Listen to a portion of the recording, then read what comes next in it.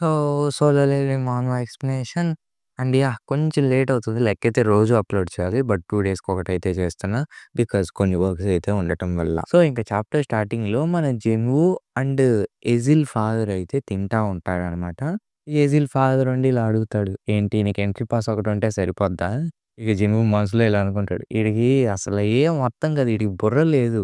ఎందుకంటే నేను ఎజిల్‌ని తీసుకెళ్తా అన్నప్పుడే అర్థం అవ్వాలి కదా! నాకు ఎంట్రీ పాస్ ఉంటే ఏంటి? తను నన్ను గైడ్ చేయాలి అని జెప్పి, ఇక ఎజిల్ ఫాదర్ ఉండి ఇలా అనుకుంటాడు. ఛీ! ఇలాంటి మూర్ఖుడితో నేను మాట్లాడుతున్నందుకు నా మీద నాకే అసహ్యంగా ఉంది. బట్ నాకు తెలిసినంత వరకు ఆ బ్లాక్ సోల్జర్స్‌కి వీడే హెడ్. సో, నేను ఈడితో తలపడినా గూడా చచ్చిపోయే ఛాన్సెస్ నాకే ఎక్కువుంటాయి. వెల్ ఎనీవే నువ్వు నా కూతుర్ని డేంజర్‌లో పడేవు గదా! ఇక జిన్‌వు ఉండి తప్పులేదులే. ఒక కూతురి మీద ఇంత ప్రేమ లేకపోవటంలో తప్పేముంది. సరే నేను ఆ ప్రామిస్‌ని ఖచ్చితంగా నిలబెట్టుకుంటా. సరే అని ఎంట్రీ పాస్ అయితే ఇస్తాడనమాట. ఇచ్చిన తర్వాత జిన్‌వు ఇలా అనుకుంటాడు. నేను ప్రతి క్లాన్ నుంచి ఒక్కొక్క పాసెస్ ఐ మీన్ ఎంట్రీ పాసెస్‌నైతే తీసుకోవాలా నేను? ఇక జిన్‌వు ఉండి సరే వెళ్దాం పద అని చెప్పి పిలుస్తాడు. ఇక ఆ తర్వాత సిస్టమ్ గూడా యాక్సెప్ట్ చేస్తదనమాట. మన ఎజిల్ అండ్ జిన్‌వు ఒక టీమ్‌లాగా పనిజేయటానికి. దానివల్ల జిన్‌వుకి కూడా ఎక్స్‌పీరియన్స్ వస్తది కాబట్టి జిన్‌వు గూడా ఓకే చెప్తాడు. ఇక జిన్‌వు ఉండి ఎజిల్‌కి ఇలా చెప్తాడు. ఒకవేళ నేను ఎవరితో అన్నా తలపడుతుంటే నువ్వు మధ్యలో రాకసల. జస్ట్ నువ్వు నాకు దారి చూపించడం వరకే నీ పని. మిగతాదంతా నేను చూసుకుంటా. సరే అని కాస్త సిగ్గుపడుతుందనమాట. మన జనుకేమో ఏం అర్థం కాదు. ఏంట్రా ఇది ఇలానవుతుంది అని. ఇంకా తర్వాత వీళ్ళైతే వెళ్తారు. వెళ్ళిన తర్వాత జను ఉండి ఇలా అడుగుతాడు. "హేయ్! నీ దగ్గర హార్స్ లేదు. అయినా కూడా ఓకే గదా! కేవలం పార్టీ మెంబర్స్ మాత్రమే యాక్సెస్ చేయగలరు మ్యాజిక్ సర్కిల్‌ని. సో, నేను నా హార్స్‌నైతే తీసుకురాలేను." జిన్‌వు గారు ఆగండి. ఇది ఒక గిఫ్ట్ అనేది మేము ప్రతి క్లాన్‌కి ఇస్తే వాళ్ళు కాస్త హ్యాపీగా ఫీల్ అయ్యి మనకి ఎంట్రీ పాసెస్ అనేది ఇస్తారు. జిను ఉండి ఏంటి మీరు మిగతా వాళ్ళ క్లాన్స్‌తో కూడా ఫ్రెండ్లీగా ఉంటారా ఏంటి కొంపదీసి?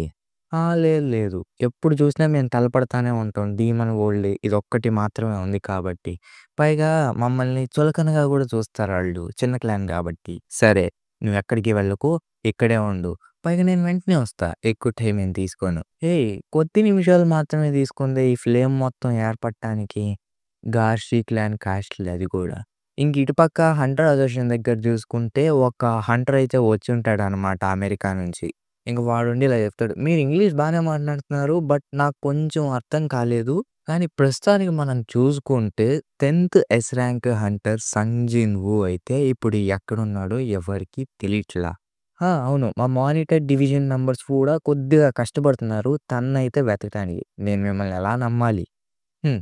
సౌత్ కొరియా హంటర్ అసోసియేషన్ వాళ్ళు ఒక నేషనల్ లెవెల్ హంటర్ ముందు ఎలా అబద్ధం ఆడగలరు? యెస్ గైస్ వీడైతే నేషనల్ లెవెల్ హంటర్. మీ అందరికీ తెలిసే ఉంటుంది. ఆ! విన్నా నేను కూడా. హంటర్ హాంగ్‌డాంగ్స్ కూడా సన్ జిన్‌వూ కోసమే వచ్చుంటాడని జెప్పి. ఎందుకంటే తను కూడా ఒక ఎసరంగ్ హంటరే. సో, మేము తనని ఎక్కువ ఇబ్బందేం పెట్టం. మా హాంగ్‌డాంగ్స్ యునైటెడ్ స్టేట్స్ వాళ్ళ కిందైతే మారిపోయాడు. ఎందుకంటే వాళ్ళక్కడ అంత మంచి మంచి ఫెసిలిటీస్ ఇస్తుంటే ఎందుకు మారడు చెప్పండి. వెల్ సంగ్ జిన్‌వూ గురించి పక్కన పెట్టేస్తే నేను కూడా నిన్నొక రిక్వెస్ట్ అడగటానికొచ్చాను. అదే సౌత్ కొరియాస్ హంటర్ అసోసియేషన్. మేమైతే హంటర్ హాంగ్‌డాంగ్స్‌నైతే మా కంట్రీలోకి రానివ్వం. ఎందుకంటే తను ఆల్రెడీ చాలా ప్రాబ్లమ్ అయితే తీసుకొచ్చాడు రెడ్ గేట్ ఇన్సిడెంట్ అప్పుడు. యాహ్! మీరు చెప్పింది కూడా నిజమే. నేననుకున్న దానికంటే ఈ కాన్వర్జేషన్ ఫాస్ట్‌గానే అయిపోయింది. సరే ఏమన్నా అవసరం వస్తే నేను మీకైతే ఫోన్ చేస్తా. అండ్ ఏమన్నా రిక్వెస్ట్ ఉన్నా కూడా చెప్పండి వస్తాం. ఇక ఆయనుండి ఇలా అనుకుంటాడు గోగని. నేను అంత పొట్టిగేం ఉండను. కానీ వీడి ముందు చూసుకుంటే ఒక చిన్న పిల్లోడిలాగా కనపడుతున్నా. నేను విన్నాను జేజు ఐలాండ్ కోసం ముందుగానే ప్రిపేర్ అవుతున్నారని మీరు. నేను మీకేమన్నా హెల్ప్ చేయగలనా? ఐ మీన్ నేనేమన్నా మిమ్మల్ని ప్రోత్సహించగలనా? బట్ స్టిల్ అదైతే పనికిరాదు. ఎందుకంటే నేను చాలా బిజీగా ఉంటాను. సో, రైడ్‌లో జాయిన్ అవ్వలేను. ఆఫ్‌కోర్స్. అదంతా పక్కన పెట్టేస్తే ఈ సౌత్ కొరియాకి నన్ను మించిన హంటర్ ఇంకెవడు లేడు అని చెప్పి ఈవిల్ లాఫ్ అయితే నవ్వుతాడు. సరే నేను బిజీగా ఉన్నా ఇంకెళ్ళిపోతున్నా బాయ్ అని చెప్పి వెళ్ళిపోతాడనమాట. వెళ్ళే ముందు హేయ్! మనం మాట్లాడుకుందల్లా ఇంకెవరికీ చెప్పొద్దు అని చెప్పి వెళ్ళిపోతాడింక. ఇక గోగానే ఉంది. సో, వాడే అన్నమాట నేషనల్ లెవెల్ హంటర్. చీఫ్ ఊహించోడు. నువ్వు అనుకుంటున్నావా తను ఖచ్చితంగా జేజే ఐలాండ్ ఆర్కొచ్చి మనకి హెల్ప్ చేస్తాడని? చైర్మన్ గారు మీరేం కంగారు పడకండి. జపాన్ వాళ్ళు మనతో కోఆపరేట్ చేస్తామని చెప్పి చెప్పేసారు గూడా ఆల్రెడీ. ఒక హంటర్ అయితే జపాన్ నుంచి వస్తున్నాడు ఎనార్మస్ గిల్డ్ నుంచి. తనైతే మన సౌత్ కొరియాకైతే వస్తున్నాడంట. అని జెప్పి సీన్ షిఫ్ట్ జేస్తే మన జిన్‌వూ కూడా ఆ డీమన్స్ అనేటివైతే చంపేస్తూ ఉంటాడు. ఇక జిన్‌వూకి కూడా చాలా మంచి ఎక్స్‌పీరియన్స్ అయితే వచ్చుంటుందనమాట. సిస్టమ్ అడుగుద్దిలా నేను వాటి ర్యాంక్స్‌ని వాటిని అప్‌గ్రేడ్ చేయనా అని. జిన్‌వూ కూడా యాక్సెప్ట్ చేస్తాడు. ఎందుకంటే ఇది మంచి ఆఫరే అని జెప్పి. దాంతో మన షాడో సోల్జర్స్ అందరూ కూడా అప్‌గ్రేడ్ అయిపోతారనమాట. మీరిక్కడ ఇక్రీస్‌ని జూసుకోవచ్చు. నాకు తిన లుక్కే నచ్చిందబ్బా! ప్రెజెంట్ ఉన్న లుక్కే ఇదివరకు లుక్ కన్నా. పైగా ఇగ్రీస్ అయితే ఎస్ ర్యాంక్ హంటర్స్‌తో సమానం ఇప్పుడు. ఇంక మన ట్యాంక్ అయితే ఏ ర్యాంక్ అనమాట. ఇంకా ఎజిలుండి 'జిన్‌వూ సార్' అని పిలిస్తే మన జిన్‌వూ ఉండి "ఏయ్! నీకెన్ని సార్లు చెప్పాలి సార్ అని పిలవకు." సరే 'జిన్‌వూ గారు మీకు తెలుసా అసలు ఎన్ని క్లాన్స్‌ని డెస్ట్రాయ్ చేసేసారో?"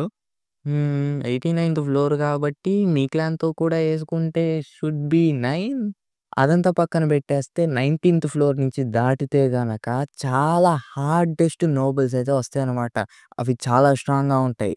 ముఖ్యంగా అవి హైలీ ర్యాంక్డ్ నోబెల్స్. వాళ్ళు చాలా అంటే చాలా కష్టంగా ఉంటారు. మీరు ఫైట్ చేయలేరు. కాబట్టి మీరు వాళ్ళని గనక కాస్త బ్రతిమాలుకుంటే వాళ్ళు ఎంట్రీ పాసెస్ అయితే ఇవ్వచ్చేమో. ఒకవేళ నేను మీ క్లాన్ కంటే వీక్ అయ్యుంటే నా మీద నెగోషియేషన్ చూపిచ్చేవాళ్ళా? కాదు గదా! ఇది అంతే. నువ్వు ఆల్రెడీ చెప్పావు చాలా కష్టపడాలి నేను ముందుకు వెళ్ళే కొద్దీ అని. నేనైతే కష్టపడతాను రాడిస్ క్లాన్‌ని ఫస్ట్ ప్లేస్‌లో పెట్టడానికి. సార్ అది రాడిస్ కాదు. మా క్లాన్ పేరు రాడిర్. జిన్‌బు సార్ ఎందుకు మా క్లాన్‌ని వదిలేశారు? ఎందుకంటే నువ్వు కాస్త మంచి అమ్మాయివి అని చెప్పైతే అంటాడు. ఈ అమ్మాయేమో షాక్ అయిపోద్ది. పైగా జిన్‌బు మనసులో ఇలా అనుకుంటాడు. సేమ్ జిన్‌బు గాడిలానే. నేనేమన్నా కంపాటబుల్‌లా కనబడుతున్నానా వీళ్ళకి? క్లమ్జీగా ఉంటారు. పైగా పర్సనాలిటీస్ ఏమి ఉండవు. నేను ఇలాంటి వాళ్ళకి ఎందుకు నచ్చుతా? కర్మరా నాయనా అని అంటాడు. అంతటితోని ఈ చాప్టర్ అయితే అయిపోతుంది. ఇంకా నెక్స్ట్ చాప్టర్‌లో చూసుకుంటే మన జిన్‌వూ ఆ డీమన్స్ అనేటివి అన్నిటిని చంపుకుంటూ వస్తుంటాడనమాట. అది మన ఎజిల్ చూసి జిన్‌వూ కన్నా ఇంకెవరైనా ఉన్నారా స్ట్రాంగ్‌గా? అని చెప్పి అడిగితే మన జిన్‌వూ ఇలా చెప్తాడు. యాహ్! ఇద్దరు వరకు ఉన్నారు. గోగని అండ్ చాయేంట్ వీళ్ళిద్దరూ ఖచ్చితంగా ఎస్ ర్యాంక్ హంటర్స్ కంటే చాలా స్ట్రాంగ్. పైగా వాళ్ళ ఎనర్జీని బట్టి చూసుకుంటే చాయ్ జాంగిన్ కన్నా కొద్దిగా ముందుండొచ్చు. ఎందుకంటే తనే ది అల్టిమేట్ సోల్జర్ కాబట్టి. ఇంకా ముందుగా చెప్పాలంటే ఎస్ ర్యాంక్ హంటర్స్‌కి చిన్న తేడాలైతే ఉంటాయి. ఎస్ ర్యాంక్ హంటర్స్‌ని ఎవరు ఆపలేరు. బట్ ఆ గ్యాప్స్ అనేవి ఏవైతే ఉన్నాయో అదర్ ర్యాంక్స్‌తో కంపేర్ చేసుకుంటే వాళ్ళు కొద్దిగా వీకు, కొద్దిగా స్ట్రాంగ్. నేను గోగనితో కంపేరబుల్ చేయొచ్చు. బట్ గోగని కన్నా కూడా నేనిప్పుడు చాలా స్ట్రాంగ్. ఎందుకంటే టాప్ ఫోర్స్‌ని రీచ్ అయ్యా కాబట్టి. సరే ఇంక నువ్వు వెళ్ళొచ్చు. మిగతాదంతా నేను జూసుకుంటాను. ఆ! ఏంటి నేనింక నీకు యూజ్‌ఫుల్ కానా? ఇక జిన్ను మనసులో ఉండి ఇలా అనుకుంటాడు. ఎంత మంచి అమ్మాయి అబ్బా! సరే నువ్వు ఇప్పటి వరకు చాలా చేశావు అండ్ థాంక్ యూ. లేదు నేను మీతో వస్తాను. మీరెలా తలపడగలరో నేను చూస్తాను. సరే అని జెప్పి వీళ్ళిద్దరైతే ఎళ్తారనమాట. ఇంకా తర్వాత ఇంటర్నేషనల్ ఎయిర్‌పోర్ట్‌లో ఇద్దరు జపాన్ హంటర్స్ అయితే వచ్చుంటారనమాట. అందులో ఒకతని పేరే ఎస్ ర్యాంక్ హంటర్ కోటో ర్యూజీ. తనైతే సెన్స్ చేస్తాడనమాట. నాకంటే స్ట్రాంగర్ ఎవరన్నా ఉన్నారా ఇక్కడ? ఇంకా దాని పక్కన ఉన్న అసిస్టెంట్ గూడా ఇలా అనుకుంటుంది. ఏంటి కోటో సాన్ కన్నా గూడా స్ట్రాంగా? అది ఖచ్చితంగా అసాధ్యం. తనిక్కడ ఉండడు కూడా నాకు తెలిసి. ఇంకప్పుడే వాళ్ళని పికప్ జేసుకోవటానికి వచ్చిన వ్యక్తి అయితే సారీ కాస్త లేట్ అయింది ఈ క్రౌడ్ వల్ల. సరే ఏదైతే అదయింది కదా! ఇంక వెళ్దాం పదండి అని జెప్పి అయితే వెళ్తారు. ఇంకా ఆ తర్వాత చూసుకుంటే గోగని దగ్గరికైతే వచ్చుంటారు. గోగని ఉండి ఇలా అనుకుంటాడు. వీడేనా క్యోటో రోజీ? కేవలం వీడు మాత్రమే రైవల్‌గా ఉన్నాడు లియు జియాంగ్‌కి ఏషియా హంటర్‌లో చూసుకుంటే. వీడు ఖచ్చితంగా మామూలు వ్యక్తి కాదు. ప్రస్తుతానికి చూసుకుంటే 21 ఎస్ ర్యాంక్ హంటర్స్ అయితే జపాన్‌లో ఉన్నారు. అండ్ మిగతా 11 మెంబర్స్ చూసుకుంటే కోటో రోజీ యొక్క గిల్డ్‌లోనే ఉన్నారు డ్వాన్స్ వార్డ్‌లో. 5 డిఫరెన్స్ గిల్డ్ ఉన్నా సరే ఇక్కడ వాటితో పోల్చుకుంటే అథారిటీలో మెయిన్‌లీ బేస్డ్‌లోనే ఉంటారు. ఎందుకంటే వాళ్ళని కొట్టేవాళ్ళు కూడా ఎవరు లేరు. ఎందుకంటే చైనా వాళ్ళు చూసుకున్నా సరే వాళ్ళ వెనకాలికే వస్తుంది గానీ క్యోటో రోజీ గిల్డ్‌ని దాటలేదు. ఇంకప్పుడే ఒక అమ్మాయి వచ్చి నా పేరు హానేకావా నేనైతే ట్రాన్స్‌లేటర్‌ని. అండ్ కోటో సాన్ యొక్క ఓట్స్ అనేవి నేను మీకైతే వినిపిస్తాను. జేజు ఐలాండ్‌లో జరిగిన ఒక చిన్న ఇన్సిడెంట్ వల్ల మాకు చాలా బాధేసింది. అందుకే మేము కూడా మీతో చేతులు కలిపాం. పైగా మేమైతే హామీ ఇస్తున్నాం సౌత్ కొరియాకి మా ఫుల్ సపోర్ట్. సరే నేను మెయిన్ పాయింట్‌కొస్తే నేనిక్కడికి ఎందుకొచ్చానో. మనమంతా కలిసి ఒకే రైడ్ మీద మిగతా హంటర్స్‌తో పాటు కలిసి వెళ్తే ఎలా ఉంటుంది? అంటే మీరు చెప్తున్నారు మీ ఫ్రెండ్స్‌తో కలిసి మీకు మంచి హంటర్స్‌ని వెతికి సెపరేట్‌గా సెలెక్ట్ చేసుకొని వాళ్ళతోనే కలిసి ఆ యాంట్స్‌ని అయితే డిఫీట్ చేస్తారు. అంతేనా? యాహ్! అంతే. నాకు తెలుసు జపాన్ యొక్క హంటర్స్ ఎబిలిటీస్ ఎంత ఎక్సలెంట్‌గా ఉంటాయో వాళ్ళ స్కిల్స్ కూడా చాలా బావుంటాయని. బట్ జేజు ఐలాండ్‌కొచ్చేసరికి అది చాలా రిస్కీయెస్ట్ ప్లేస్ పైగా డేంజర్ గూడా. కంగారు పడకండి. మేము ఒక సూటబుల్ ప్లాన్‌తోనే వచ్చాం. ఇంకా హానెకావా ఉండి వాళ్ళకైతే డీటెయిల్స్ ఇన్ఫర్మేషన్ అయితే ఇస్తుంది. మాకిలా దొరికింది అని జెప్పి. ఇంకా వాటి యొక్క లైఫ్ స్పాన్ అయితే చెప్తారు. అవైతే ఒక 1 ఇయర్ వరకు బతకగలవు. మీకు ఇంకో రకంగా చెప్పాలంటే మనమైతే క్వీన్‌ని చంపేసిన తర్వాత మిగతా యాంట్స్ కూడా ఒక సంవత్సరం తర్వాత మొత్తం డిసపియర్ అయిపోతాయి. ఎందుకంటే క్వీన్ లేదు గాబట్టి. సో, ఇంకా ఆ తర్వాత నుంచి జేజు ఐలాండ్ గూడా ఫ్రీ అయిపోద్ది. సో, మనం ఇప్పుడు చేయాల్సిందల్లా క్వీన్ యాంట్‌నైతే ఎలిమినేట్ చేయటం. బట్ ఇది చూసుకుంటే చాలా కష్టంగా ఉంది.